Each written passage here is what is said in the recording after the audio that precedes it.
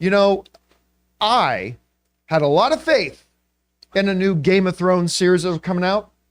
A lot of people boo-hoo.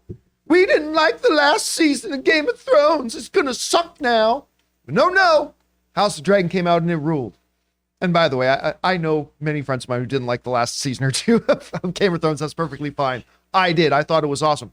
But regardless, House of the Dragon comes out. Now, I was 100% hoping, fingers crossed, my most anticipated show of last year was Lord of the Rings. That's the one I was looking forward to the most. So I really would have thought that would have been my favorite show that year. But House of the Dragon exceeded it a lot. That show was phenomenal right from the first episode all the way to the end. It never took its foot off the pedal. It was just remarkable television from the word go. Awesome. So when are we getting season 2? Well, don't hold your breath, because we are now getting word from the boss over at HBO that it doesn't look like we're going to get season 2 of House of the Dragon until summer of 2024. Now, we were already kind of a little bit prepped that, we weren't going to get season 2 this year, which I still think is bull. In the olden days, shows had 24 episodes a season. They still put out a new season every year. But, yeah, whatever. They do these things a little bit differently now. But they're saying 2024, summer of 2024, is when we can expect House of the Dragon season 2, which is a long-ass time away. But, when it comes down to it, for the people at HBO, there is a reason that, Velma notwithstanding, there is a reason that HBO is the absolute gold standard when it comes to quality television. And that is, they will only put something out when they feel like it's absolutely ready. Now, of course, they're going to swing and miss sometimes. Everybody does. But they swing and miss a lot less than almost everybody else does. And as a matter of fact, the head of HBO, Bloys, I should say. I always say Boyles, but it's Bloys.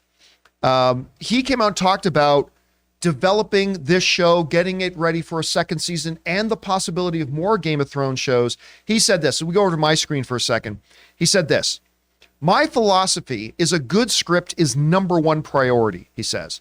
I am not doing it based on wanting to have 1 a year, 2 a year. I want to do based on the scripts that we are excited about. But would the eventual plan be to have a steady stream of Thrones series to avoid these gaps? Remember, he says, to get House of the Dragon, I love this story, listen to this. To get House of the Dragon, following up Game of Thrones, we developed a lot of shows, shot a pilot, developed a bunch of scripts, and we got House of the Dragon. Bloys notes, to do that again is going to take the same amount of effort.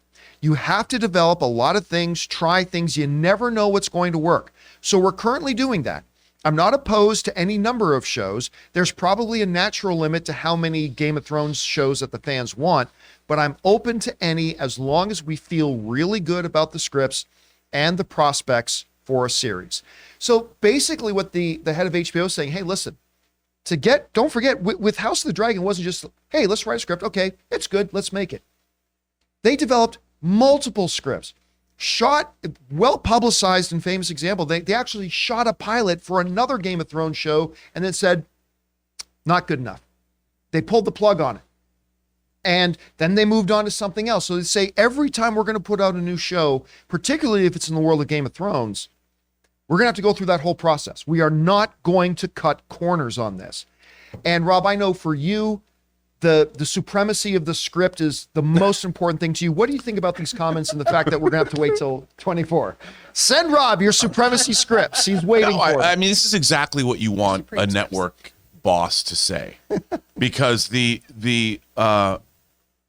script is where it all begins. It's the blueprint, it's the foundation of whatever it is that you're building. And it sets the tone. It tells you who you're going to cast, all those things. And the source material, unlike Game of Thrones, was more of a historical account as opposed to being novelized. So they really had to flesh a lot of stuff out. It's kind of like what the same dilemma in a way that Rings of Power faced, in that it was going back to the Second Age, where there was historical accounts but not fleshed out characters. So they had to do a lot of that heavy lifting in the scripts. And with House of the Dragon, they really did a great job. Tremendous job. I mean, and that's true of anything. You can't look. You can't make a great movie out of a bad script. You can make a bad movie out of a great script. Yes, you can. And I think that hearing him say this is exactly the fact that he says, look, if we have to go through the same process, he's saying, if we have to shoot a pilot that we don't like and not put it out, if that's what we have to do to get to the greatness that is House of the Dragon, we'll do it.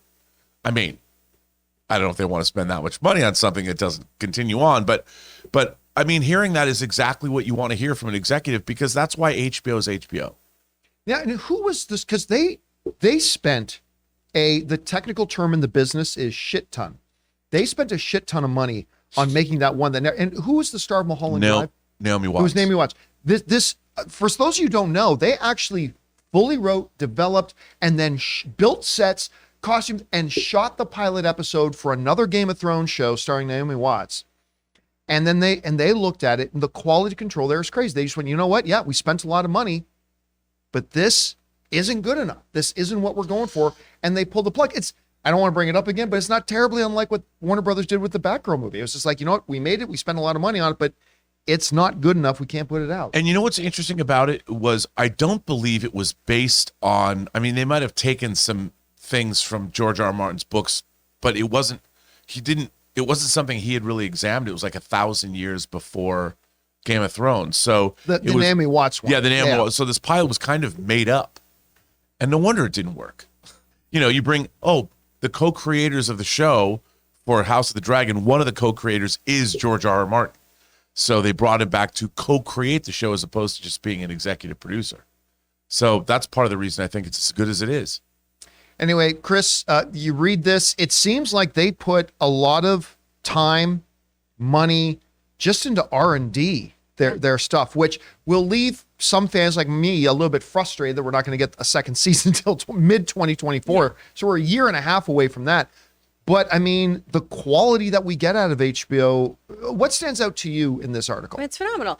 We were talking before the show started about this really great line in here about how we all know there's this arms race, basically, when it comes to putting out media these days. And a lot of times quality is lacking because you're trying to just one up the other person and get things out quickly. You also see this with people breaking news, right? You can do something fast or you can do something well. And so I think that's what HBO wants to do here. They want to do something very, very well done. It's Succession with dragons.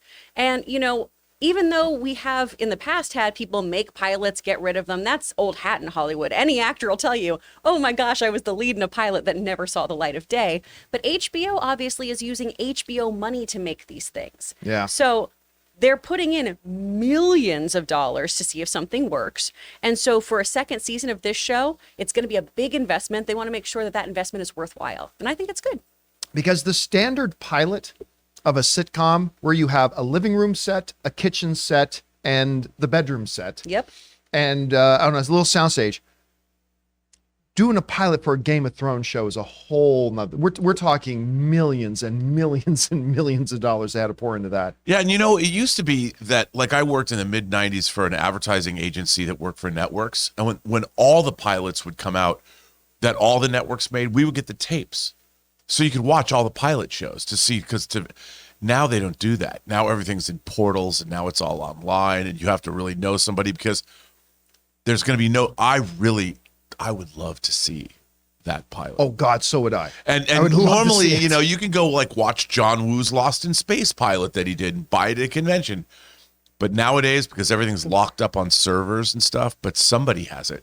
Somebody has it. All right, guys, question is for you. What do you think about this? The quality control on the HBO stuff is crazy, and the Game of Thrones is just an example of that. But, I mean, one of the consequences is not only do they spend a lot of money, we got to wait till the summer of 2024 for season 2 of House of the Dragon. How do you guys feel about that? Whatever your thoughts are, jump down to the comment section below and leave those thoughts there.